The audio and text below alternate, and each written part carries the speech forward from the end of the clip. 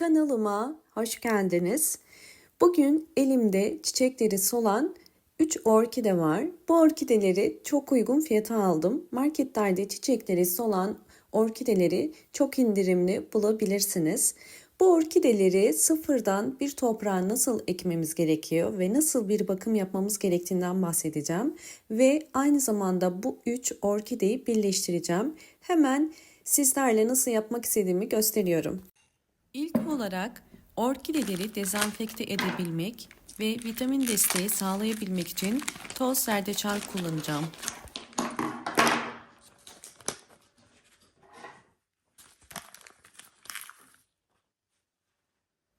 Toz zerdeçal özellikle hastalıklı orkide köklerini onarır. Bir silme çay kaşığı kadar kullanıyorum. Bir bardağın içerisine koyuyorum ve üzerine 200 mililitre kaynar su ekleyeceğim.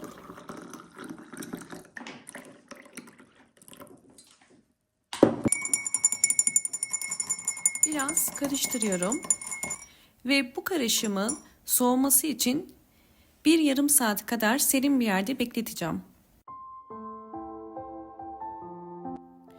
Orkideleri ilk bakımı yapacağız. Bunun için orkide poşetlerini çıkarıp dallarını budayacağım.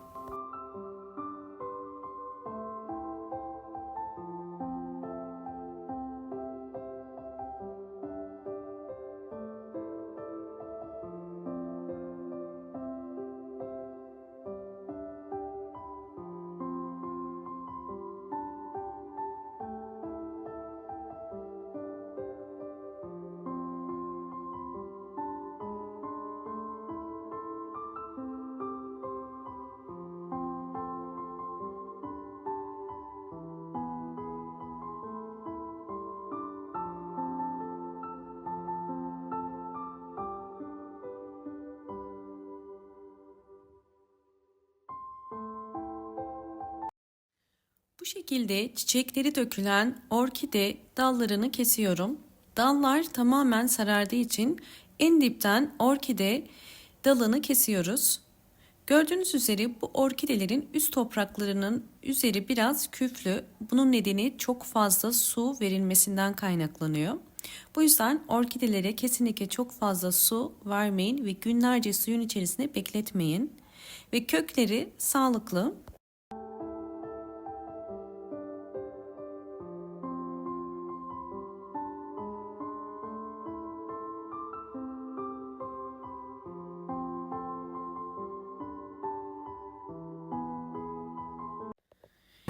Hazırlamış olduğum toz zerdeçal karışımı soğudu. Şimdi süzüyorum.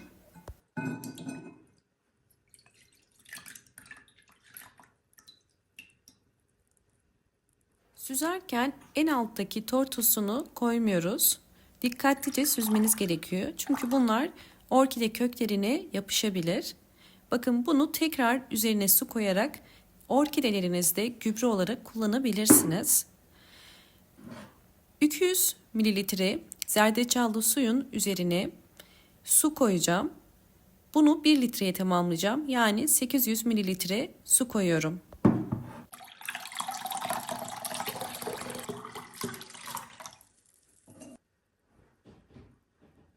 Toplamda 1 litrelik bir gübremiz hazır oldu. Orkideleri bu suyun içerisinde dezenfekte edebilmek için geniş bir borcama koydum. Burada dikkat etmeniz gereken önce yapraklarını dezenfekte etmek. Yapraklarını suyun içerisinde bu şekilde 10 saniye kadar tutun. Bunu 3 kere yapabilirsiniz.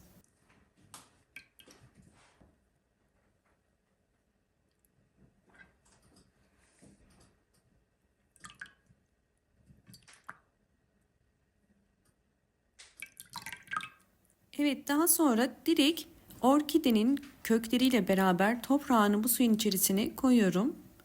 Ve orkidenin köklerinin tümünün bu karışımı iyice emebilmesi için biraz çeviriyorum.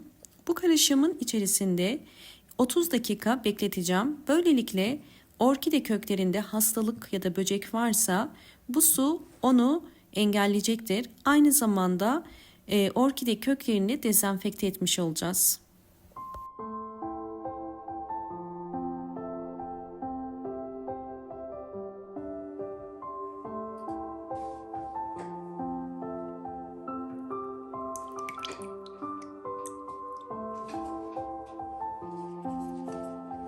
...30 dakika bu suyun içerisine beklettikten sonra orkidelerimi çıkarıyorum. Şimdi 3. aşama olarak orkidelerimi dikeceğim. Bunun için yeni bir orkide toprağına ihtiyacım var. İlk olarak saksıya ihtiyacınız var. Bu şekilde şeffaf olması gerekiyor. Ve toprak olarak yıkamış olduğum çam kabukları var. Bugün çam kabuğu ve çakıl taşı ile orkide ekimini göstereceğim. Çakıl taşını orkide saksısının en altına drenaj oluşturması için koyacağım. Orkidelerinizin köklerinin ışık alabilmesi için bu şekilde güneş ve ışığı geçirebilecek şeffaf saksılar kullanmanızı tavsiye ederim.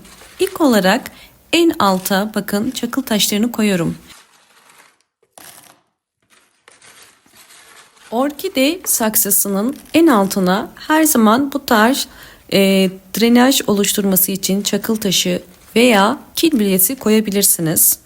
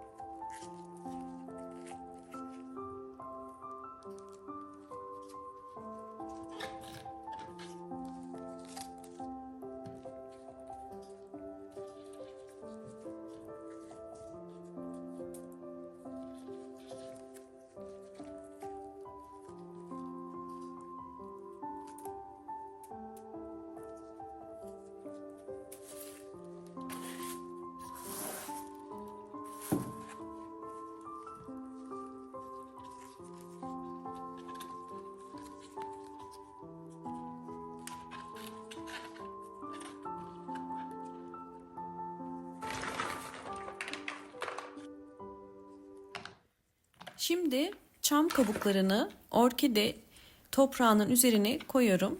Orkidenin tüm kökleri bu toprağın içerisinde kalacak şekilde çam kabuğunu eşit miktarda tüm orkide saksısının içerisine dökeceğim. Burada dikkat etmeniz gereken gövde kısmının çok fazla toprağın içerisinde kalmaması gerekiyor. Sulama esnasında fazla suyun orkide gövdesine girmemesi için biraz gövde kısmının yukarıda kalması gerekiyor.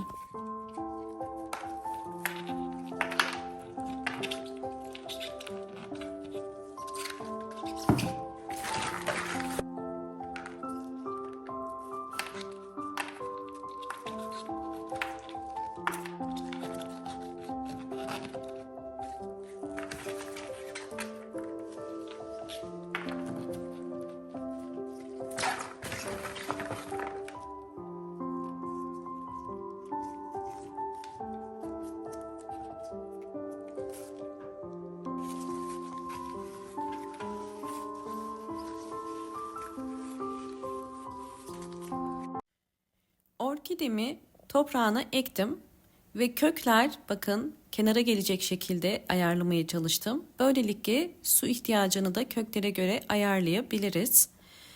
Bu orkidenin bol ışık alan bir yerde kalması gerekiyor. Yapraklarını biraz daha silmek istiyorum. Bunun için dezenfekte etmek için limon suyu kullanacağım. Biraz suyun içerisine limon suyu sıkarak 4-5 damla bir pamuk ile yapraklarını sileceğim. Böylelikle yaprakları tamamen temizlenmiş olacak.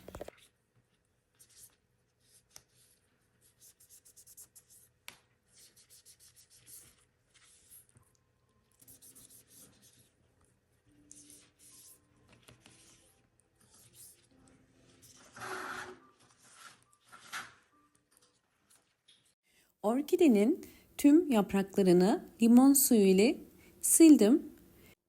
Daha önce birkaç orkideyi aynı saksıya ektim. Özellikle 2 orkidemin de sonuçlarını sizlerle paylaşacağım. Bu aşamada dikkat etmeniz gereken bol ışık alan bir pencere kenarına konumlandırmanız ve kökler beyaza döndükçe de su vermeniz gerekiyor. Ayda bir kere de sıvı bitki besinlerini verebilirsiniz. Videomu buraya kadar izlediyseniz ve beğendiyseniz bana destek olmak için hemen beğen tuşuna basıp kanalıma da abone olursanız çok mutlu olurum. Orkidemin aylar içerisindeki tüm gelişimlerini sizlerle paylaşacağım.